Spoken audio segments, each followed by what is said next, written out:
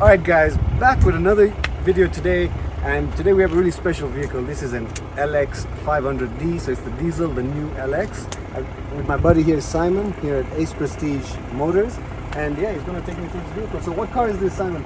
This one is an LX 500D. Okay. We're having two units. Okay. This is bronze. Okay. We're also having a white arriving next week. Fantastic. How much does this vehicle go for, man? 45 million only. Only 45 million Kenya shillings. So let me take you through it, guys. Thanks a lot, buddy.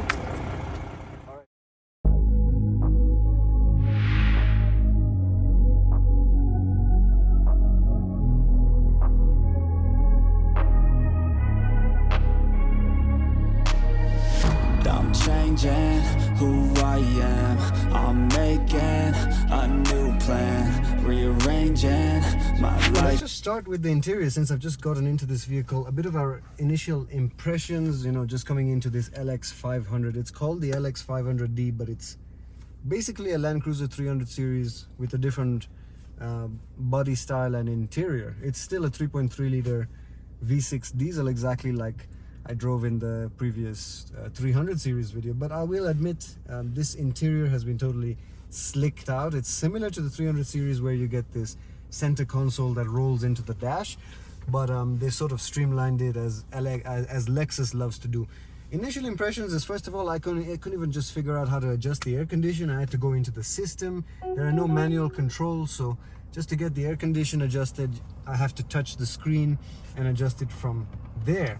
But the steering is exactly how I said with the 300 series. It's so light, but this LX steering feels just a touch heavier than the 300 series, which is weird. But it's a small steering wheel. You got that same kind of driving position as the 300 series, so you know exactly what Toyota was trying to do, revitalize that driving position. Now you feel very much at ease, like you could do a lot of kilometers. This is a nice driving position, and I almost have more headroom than I complained about in the 300 series. But what I would complain with this particular vehicle is, because this center console is so fat and they've widened it so much to be so luxurious, I have no space for my knees. In fact, already my knee has been leaning against this metallic thing, and already I'm feeling some pain here.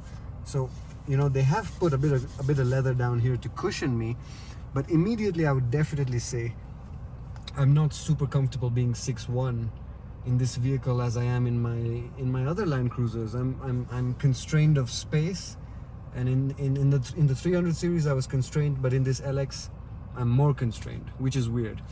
But they've changed the whole center area, so I can take you guys through that as I always do. First of all, the speedometer has gone electronic, and then you got dials in the left and the right. I'm not a fan of this, I must admit. I don't think this looks quite luxurious. This might as well be in a Prius, according to me. It's really not super cool. But you got a bunch of buttons here for your height control, traction control, center diff lock, and they've moved to an electronic parking brake. You got a 10-speed transmission like you do in the 300 series, silky smooth. Toyota have made all the adjustments to make this vehicle just drive really nicely. But initial impressions, I'm not so much a fan of this small cockpit and these stitchings that don't have any stitching, because there's no actual leather there. And the material choices are not particularly fascinating. What do you think about the material? Does it feel like the Cygnus? No. It's less, right? Hard, yeah. So, It's tough. as you guys know, a Land Cruiser Cygnus is basically an LX 470. So that's a 2007 LX, and this is a 2022 LX. Similar to the LX 500 with the door design, but I don't think the materials and the leather is the best of leather. And the seats are not particularly comfortable, but they are heated and ventilated. Alright, so other things are, you get this sort of electronic little screen over here, and then the bigger screen over there. Like the 300 series, when you go into reverse, what I really like about this vehicle is you go into reverse and it doesn't beep, which is so nice. You also get the 360 version display. It's weird that the start-stop is up here in this vehicle.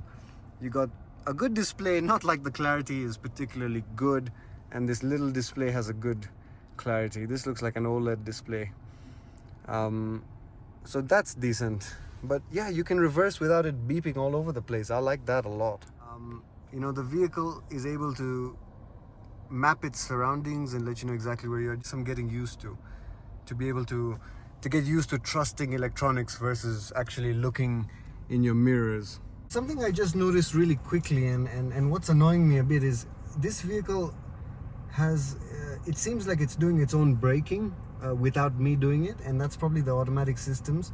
And this is what I don't like with all the automatic systems on these new vehicles. I can see that from the speedometer it's already telling me it's protecting me through lane assist, so it doesn't want me to switch lanes. And so I want to try and turn that off, because I think that's what's making the vehicle behave a bit differently.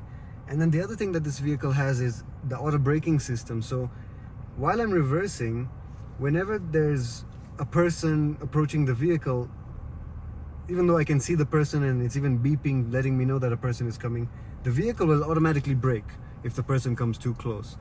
And that can be a bit annoying when you're sort of maneuvering your surroundings. I'm sure maybe these systems can be turned off, but that's just one of the annoying things about modern vehicles. So many electronic systems that you don't know what's happening. It's almost going to take me some time to figure out how to turn off some of these things. And sometimes you just like a vehicle that you just start and go and do your thing and have buttons for AC and buttons and tactile feedback to be able to do stuff, which these modern vehicles just don't do for you. Feeling of the 10-speed transmission is really nice. You can't really tell when it's switching gears, because I mean you have a lot of gears with the 10-speed, and that's cool. But switching from neutral to drive to reverse, you don't feel that. So it's a very silky smooth transmission. What I will say, coming from the 300 series, they always sort of just level up or tune up the suspension a bit for the LX. And I noticed that immediately when I was on the same a bit of rough rocks road in the 300 series. I could feel the road a bit more, whereas in the LX they've dampened that suspension, whereas I almost feel like I'm driving on tarmac, whereas right now I'm actually driving on some rocks.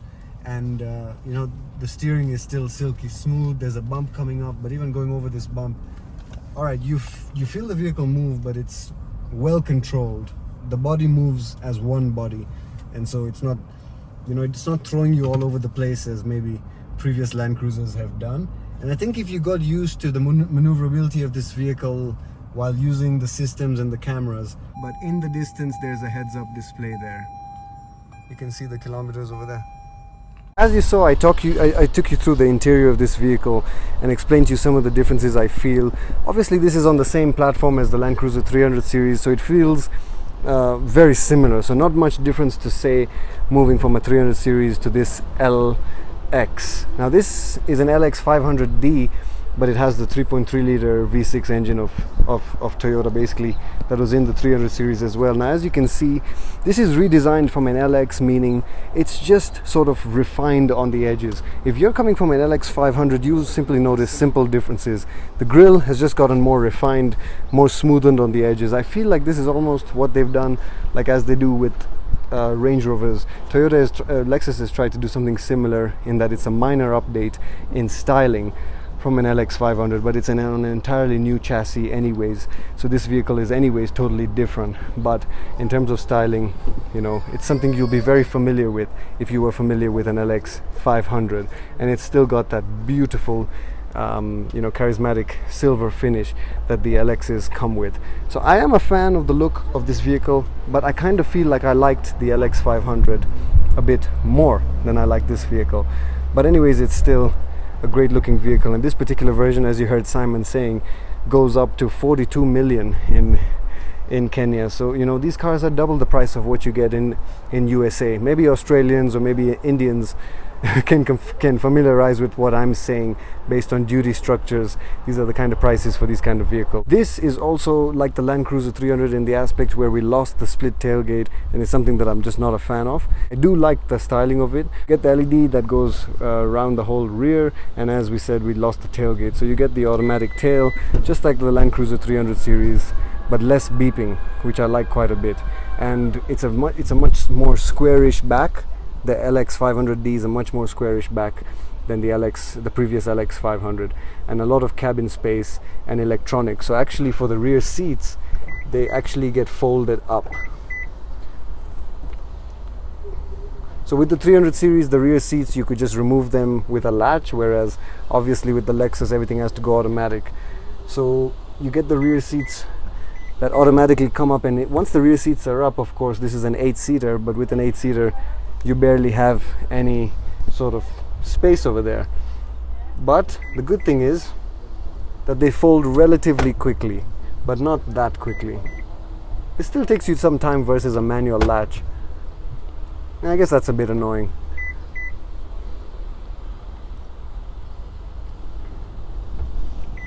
But other than that, it's fairly decent, and you get good trunk space and automatic closing with all the sort of the new vehicles. So that's it, guys.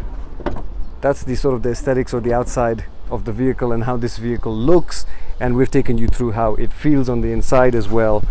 So that's about it. Similar to the 300 series, but obviously a much higher price tag. So anyways, I hope you guys enjoyed, and if you did, make sure you hit like, subscribe, comment down below. Guys, so wanted to just give my final impressions on this vehicle. You know, from a Land Cruiser guy, feeling all these vehicles, they feel very similar to me, if I'm honest, coming from an 80, 100, 200, 300. Definitely the refinement goes a long way, but they still feel like trucks, and I think that's because they have solid axles, and it's what I love. But I will admit I liked the 300 series more than I like, you know, this LX. It's still a very familiar look if you're coming from a 500, but that diesel engine that just feels really great, and the economy benefits are amazing. But the interior feels a step down to me from an LX 500. I don't know why, but it just does. But anyways, final impressions, I think it's a gorgeous vehicle. You know, if you're able to afford it and you have the money, hell, go for it, because in Kenya it's $350,000 or $300,000, so it's like buying a supercar. So if you can, go for it. I think you're not going to be disappointed. It's fantastic. It pretty much competes with the Range Rover, but it's a Lexus, so it's going to be extremely reliable, and it's going to go a long way with very little maintenance, because it's basically a Toyota underneath. But otherwise, I think it looks good. You know, this is running on the hydraulic suspension, the AHC, so it drives nice, and you know, it's what we expect of it. And Toyota has come a long way with that hydraulic suspension of theirs. So great vehicle, and if you're in the market for one and can afford it, hell, go for it. But this has been another video of MGC, and I hope you guys enjoyed. If you did, hit like, subscribe, comment down below, and I'll catch you in the next one. Peace.